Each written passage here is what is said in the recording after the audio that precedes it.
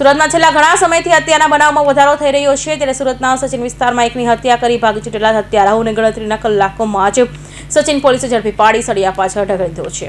Sachin police મથકની હદમાં ગત 23 જૂનના રોજ રવિન્દ્ર ઉર્ફે રવિ સિરસાટ તથા પવન રાધેશ્યામ ચૌહાણ સાથે બાઇક પર સચિન દૂરદર્શન ટાવરથી આઇસોલેશન રોડ પરથી પાંડેસરા તરફ જઈ રહ્યો હતો, ત્યારે એક કારમાં આવેલા અજાણ્યાઓએ તેઓને ગાળો આપ્યા બાદ કારથી બાઇકને ટક્કર મારતા રવિન્દ્ર ઉર્ફે રવિ અને તેની સાથેનાઓ પવન પટકાયા હતા, જ્યાં પવનને કારમાં આશરે 15 મીટર જેટલું ઘસડી જઈને મોત નિપજાવ્યા બાદ રવિન્દ્ર ઉર્ફે રવિને પણ ચપ્પુ વડે હુમલો કરી ભાગી છૂટ્યા હતા.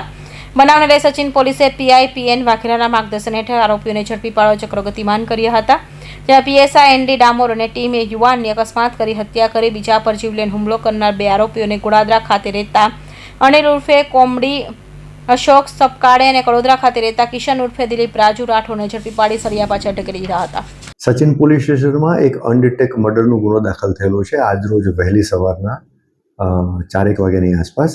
આ ગુનાની ટૂંક વિગત એવી છે કે ગઈકાલ રાત્રે એટલે કે 23/6ના આશરે 11 થી 11:30ની આસપાસ આ ગુનાના ફરિયાદી જે છે રવિન્દ્ર ઉર્ફે રવિ સુભાષ સિરસાટ અને એની સાથે જે ભોગ બનનાર મરણ જનાર છે પવન રાધેશ્યામ ચૌહાણ, આ બંને સચિન દૂરદર્શન જે ટાવર છે ત્યાંથી આઇસોલેશન રોડ તરફથી પાંડેસરાના ઘર તરફ જઈ રહ્યા હતા.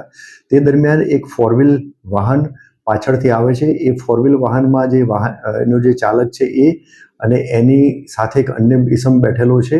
એણે ગ્લાસ ઉતારી અને ડ્રાઈવરની બાજુમાં જે વ્યક્તિ બેઠેલો છે એણે આ મોટરસાઇકલ ઉપર જતા બંનેને જાનથી મારી નાખવાની ધમકી આપી અને ગાળો બોલે છે અને છરી બતાવે છે.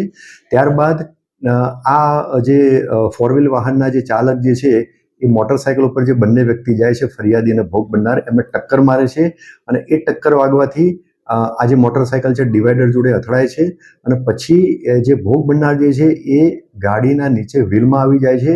તો ગાડીને આ બ્રેક પણ નથી મારતા અને 15 મીટર સુધી ધસડી અને લઈ જાય છે. આ બંને જે ફરિયાદી અને જે ભોગ બનનાર જે મોટરસાઇકલ ઉપર હતા એમની સાથે બીજા 2 વ્હીલર અને 4 વ્હીલરમાં પણ બીજા વ્યક્તિઓ એમની પાછળ આવતા હતા જે એમના પરિચિત હતા. એ ત્યાં જાય છે, એમને ઊભા કરવાની કોશિશ કરે છે. તો જે આ 4 વ્હીલ વાહનમાં જે ડ્રાઈવરની બાજુમાં બેઠેલો ઈસમ હોય છે એ ત્યાંથી ઉતરે છે અને છરી ત્યાં બતાવે છે, છરી લઈ અને એમને મારવા જાય છે.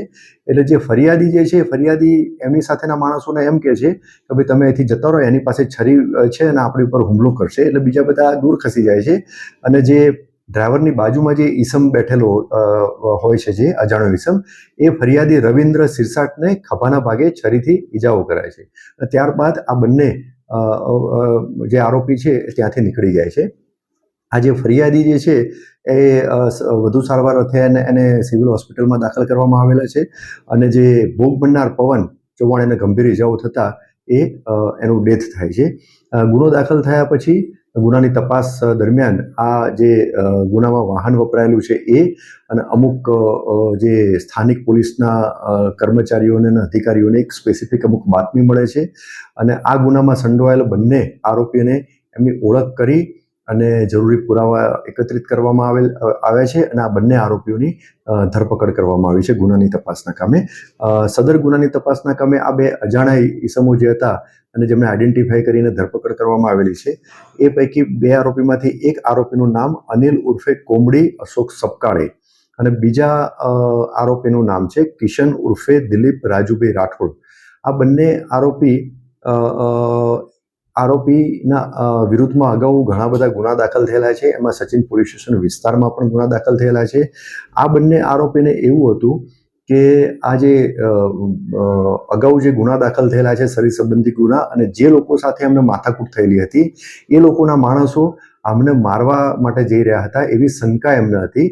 જે શંકાના આધારે આ રીતના એમણે મેં જણાવ્યું એમ મોટરસાઇકલને ટક્કર મારી અને એકને ગંભીર ઇજા કરેલી છે અને બીજાનું મર્ડર કરેલું છે.